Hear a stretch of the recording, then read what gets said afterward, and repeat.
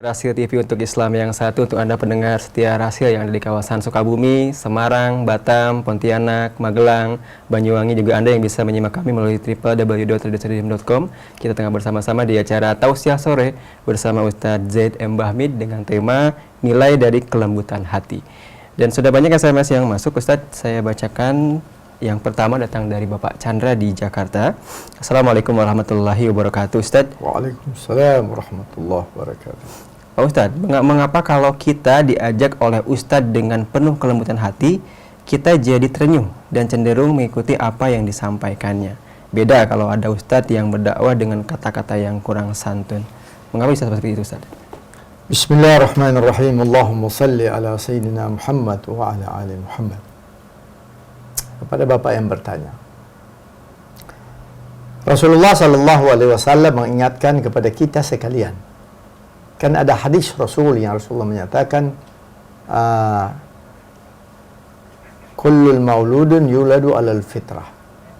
Semua anak yang lahir itu lahir dalam keadaan fitrah. Fitrah itu artinya bersih, ya, belum terkontaminasi apa-apa. Jadi berarti hati ini mempunyai satu sifat lembut. Jadi saya berikan contoh begini.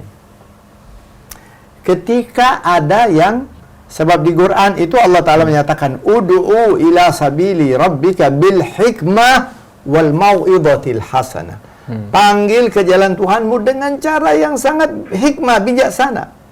Wal mau'idhatil hasanah. Dan artinya dialog, cara menyampaikan dengan sangat baik. Ini dikatakan dalam Al-Quran oleh Allah Ta'ala. Hati ini asalnya fitrah, artinya lembut, bersih. Betul.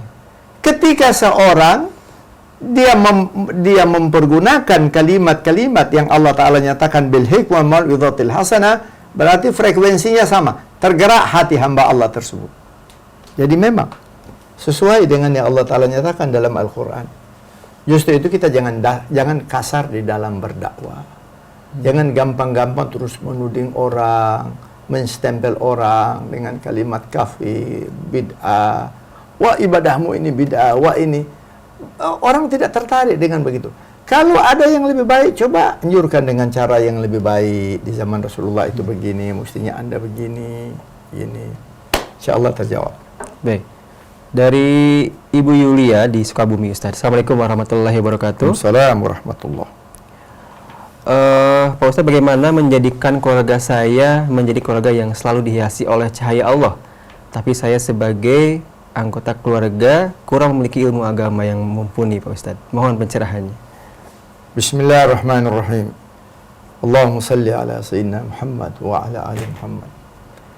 Kepada ibu yang bertanya, Masya Allah, seorang itu untuk mendekatkan diri kepada Allah, dia tidak harus mempunyai ilmu yang tinggi, tidak.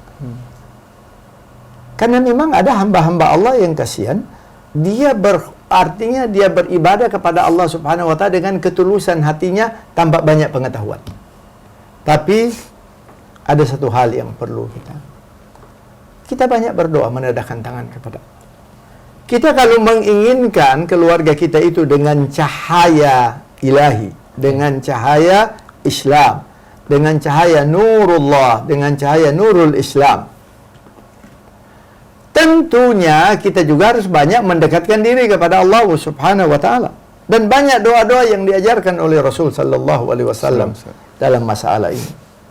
Di antaranya Rasulullah mengingatkan kita begitu selesai salat, tadahkan tangan kepada Allah, minta, Allahumma inni ala dzikrika wa syukrika wa husni ibadatik.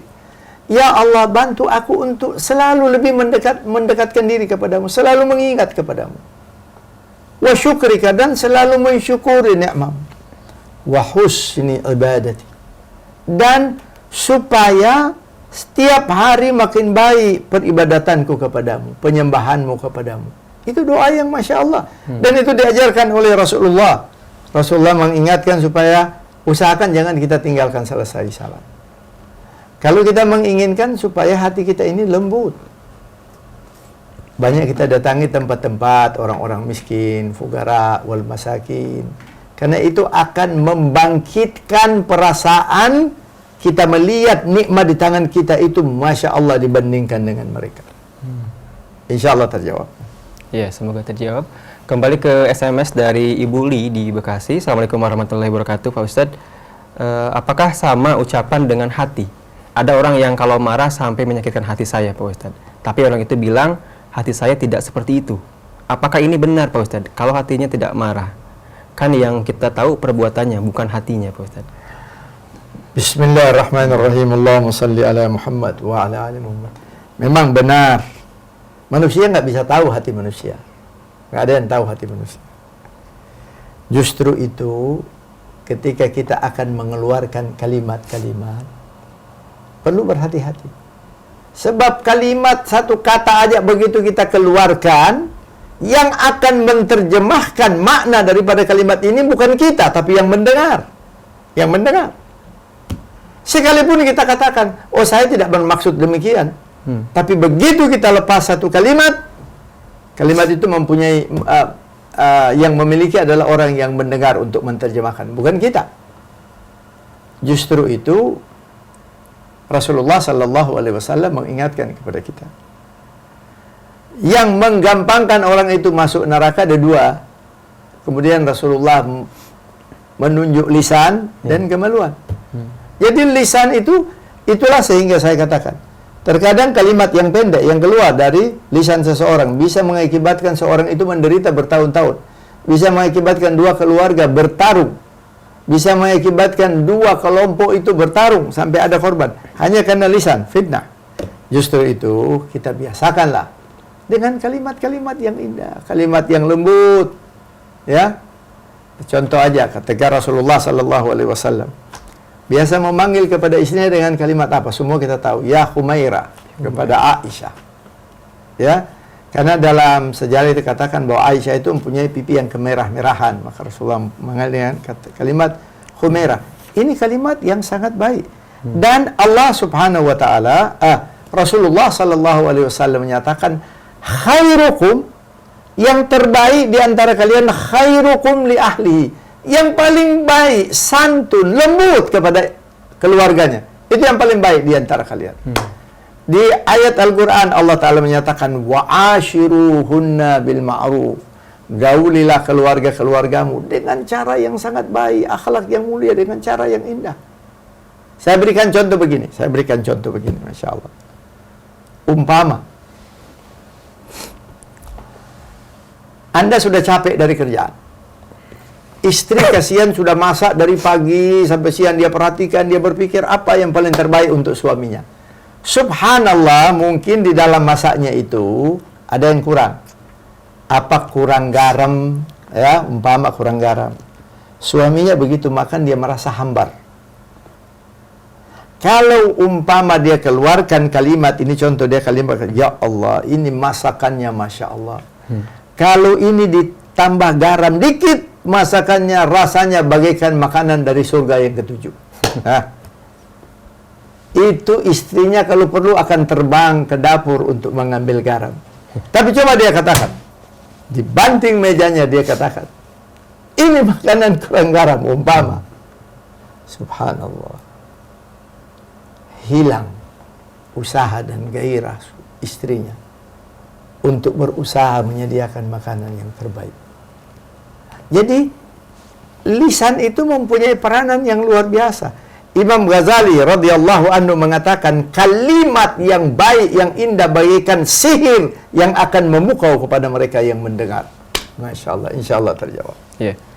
Dari hamba Allah di Jakarta. Assalamualaikum warahmatullahi wabarakatuh. Pak Ustadz, Pak Ustadz, apa maksud dari hadis yang mengatakan barang siapa yang mengenali dirinya maka dia akan mengenali Tuhannya? Atau apa maksud mengenali diri sendiri dalam mengenali Tuhan dalam Islam, Ustadz? Bismillahirrahmanirrahim. Allahumma salli ala sayyidina Muhammad wa ala ali Muhammad. Ya memang benar. Seorang kalau dia nggak kenal dirinya, dia nggak bakal kenal Tuhannya. Orang yang kenal dirinya kan dia tahu, oh nikmat yang saya terima dari Allah Ta'ala.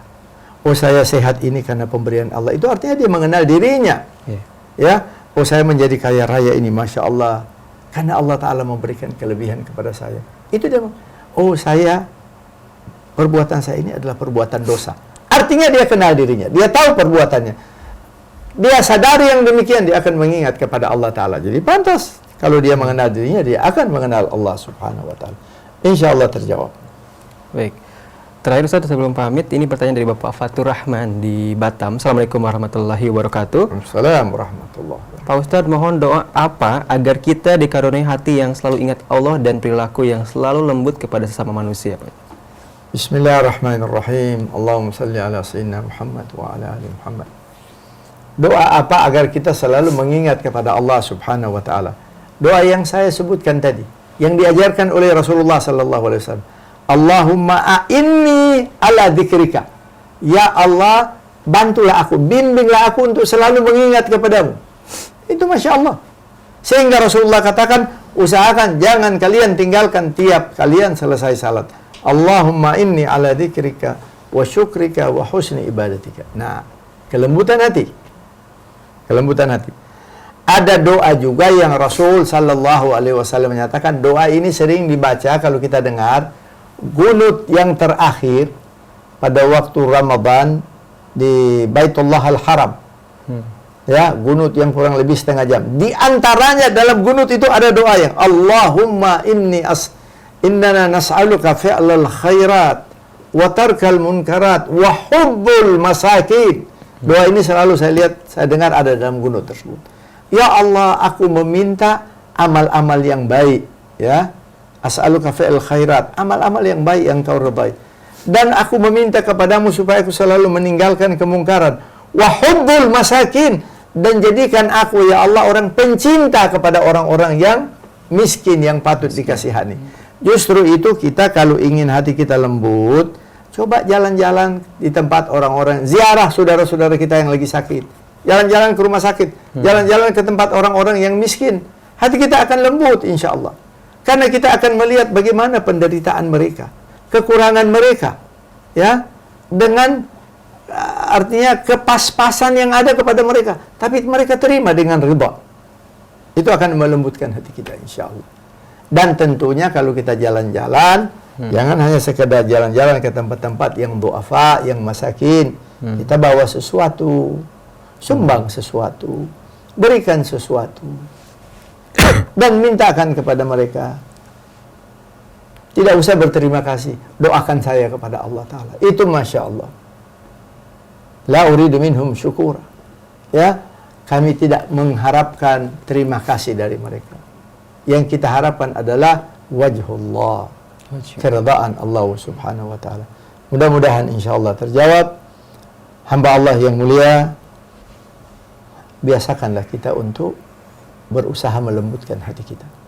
Allah sangat mencintai kepada orang yang berhati lembut.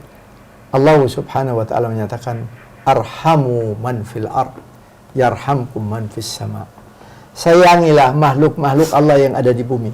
Tentunya kita tidak akan mungkin menyayangi kalau kita nggak berhati lembut. Tidak mungkin akan lembut hati kita kalau kita tidak biasakan untuk menumpahkan kasih sayang kepada mereka. Sekalipun kucing. Rasul sallallahu alaihi wasallam menyuruh kita kalau pelihara kucing, kita harus memperhatikan makannya. Ya, kita mengusap-usap kepada kucing aja, itu menunjukkan ada kelembutan dalam hati kita. Biasakan tumpahkan kasih sayang kita, apalagi kepada sesama saudara kita. Subhanakallahumma wa bihamdika asyhadu an la ilaha illallah wa anna Muhammadar Rasulullah. Nastaghfiruka wa natubu ilaik. Wassalamualaikum warahmatullahi wabarakatuh. Waalaikumsalam. Demikian Iwan Awad kebersamaan kita di acara Tausiah Sore bersama Ustaz Zaid M. Mahmid dengan tema nilai dari kelembutan hati. Semoga apa yang disampaikan dapat menambah ilmu agama kita, juga menambah iman dan takwa kita kepada Allah Subhanahu wa Ta'ala. Dan kita dikaruniai sifat mutakin atau hati yang lembut. Amin ya Allah ya Rabbal Alamin. Untuk Anda yang sudah bergabung, kami ucapkan terima kasih. Untuk SMS yang belum sempat terbacakan semuanya, kami mohon maaf karena waktu yang sangat terbatas. Saya Muhammad Fahri, temani Fajar, Anis, juga Kang Yusuf pamit. Subhanakallahumma bihamdika asyhadu an la ilaha illa anta astaghfiruka wa atubu ilaik. Wassalamualaikum warahmatullahi wabarakatuh.